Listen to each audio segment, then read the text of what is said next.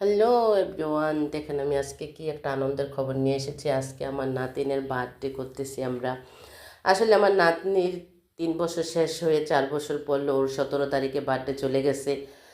আসলে আমরা মানে বার্থডের দিন বার্থডের কোনো অনুষ্ঠান বা ম্যারেজ ডে এটা করা পছন্দ করি না। আমার ফ্যামিলিটা খুব ধার্মিক একটা ফ্যামিলি।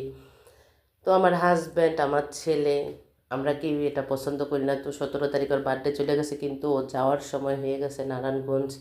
তো ভাবলাম নাতনিটার খুশির জন্য একটু বিরিয়ানি রান্না করি, আবার একটু কাউনির সেমাই রান্না করলাম আমাদের গাছের খেজুরের রস দিয়ে, দুধ দিয়ে। এটা কার কার পছন্দ অবশ্যই জানাবেন। তো দেখেন আমি নাতনির জন্য একটু বিরিয়ানি রান্না করতেছি। একটা মুরগি নিয়ে এসেছিলাম, 2 কিলো ওজনের হবে। তো এটা দিয়ে আমি একটু বিরিয়ানি রান্না করে সবাইকে একটু আনন্দে মাতিয়ে রাখার চেষ্টা করতেছি। মনটা অনেক অনেক খারাপ, মেয়েটা চলে যাবে তাই। আসলে মেয়ে হলে, জন্ম নিলে এরকমই হয়, মেয়েদের শ্বশুরবাড়ি তো যেতেই হবে, অনেক দিন ছিল। তো তারপরও তাদের মুখের একটু হাসি দেখার জন্য আমি এই আনন্দগুলি করতেছি। ছোট্ট একটা 1 পাউন্ডের একটা কেক এনেছি। নাতনি খুব কেক কাটতে খুবই পছন্দ করে, বাচ্চা মানুষ, ওর খুশির জন্য। তো দেখেন আমি কিন্তু বিরিয়ানিটা বসাবো এখন, মাংসগুলি কষিয়ে নেব সুন্দরভাবে।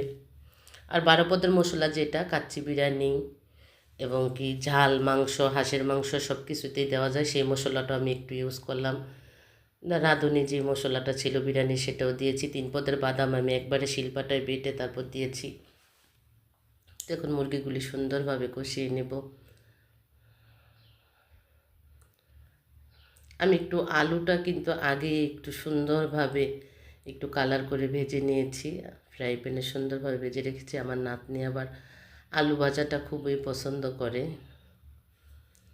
আমার নাতনির জন্য সবাই দোয়া করবেন। আসলে মেয়েটা 2টা ভেবে নিয়ে পারে না, সে খুব চেষ্টা করে, কিন্তু সম্ভব হয় না। আমরা মায়েরা বুঝি মেয়েদের কষ্ট, সবাই তো সবটা বোঝে না। তো আসলে আমি ঝালটা একদমই হালকা দিয়েছি, যেহেতু বাচ্চারা খাবে।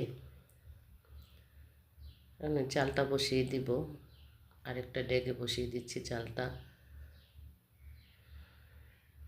একটু পানি থাকতেই আমি একটু মাংসটা দিয়ে দিব, সুন্দরভাবে মিক্সড করে নিব। মশলাটা সুন্দরভাবে ভিজে আমি একটু পানি থাকতে থাকতেই দিয়ে দিই, মাংসটা মিক্সড করে নিই, তাহলে ভালো লাগে। আমার নাতনি খুব দৌড়াদৌড়ি করতেছে, খুব আনন্দ করতেছে। আসলে ওরা চলে যাবে কালকে, এটা ভাবতে আমার হাত পা কেমন যেন ঠান্ডা শীতল হয়ে আসতেছে। তারপরও কাজ ওঠে না হাতে, তারপরও নিজেকে একটু হাসি খুশি রাখার চেষ্টা করতেছি, মেয়েকে বসতে দেই না। এই হচ্ছে আমার ছোট নাতনিটা, তারা খুবই মজা করে, আনন্দ করে। ওরা চলে গেলে কালকে ঘরটা একবারে শূন্য হয়ে যাবে, এটা ভাবলে আমার